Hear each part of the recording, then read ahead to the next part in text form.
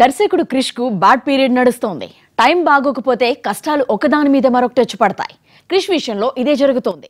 ఎన్నో ఆశలు పెట్టుకున్న కథానాయకుడు మణికర్ణిక నిరాశపరచడంతో 22న రిలీజ్ అవుతున్న మహానాయకుడిని నమ్ముకున్నాడు క్రిష్.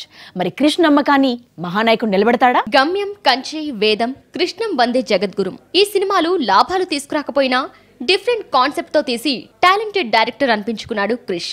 చాలా మందికి తెలియని గౌతమిపుత్ర శాతకర్ణి జీవిత చరిత్రను సినిమాగా మలిచి తొలిసారి కమర్షియల్ హిట్ అందుకున్నాడు క్రిష్. గౌతమిపుత్ర శాతకర్ణి తర్వాత మరో సాహసం చేసి లక్ష్మీబాయి బయోపిక్ ని మణికర్ణికగా మలిచాడు.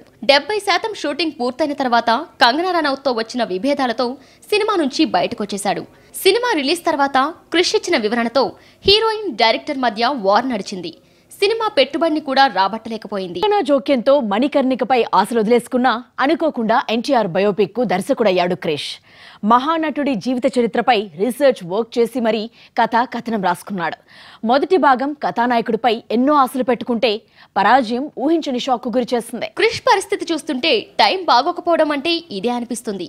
కథానాయకుడు మణికర్ణిక ఫ్లాప్ తో డల్ అయిన క్రిష్ కోలుకోవాలంటే మహానాయకుడు సక్సెస్ ఎంతో అవసరం. కథానాయకుడు నిరాశపరచడంతో మహానాయకుడిపై ఏమాత్రం అంచనాలు లేవు. వీటిని అందుకోవడం అంత ఈజీ కాదు. ఈ మధ్య కాలంలో ఏ సినిమాకు ఇవ్వనంత పబ్లిసిటీ కథానాయకుడికి ఇచ్చారు.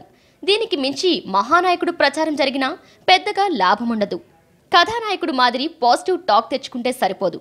ఆడియన్స్ ను మహానాయకుడు థియేటర్స్ దగ్గరకు రప్పించే విషయం సినిమాలో ఉండాలి.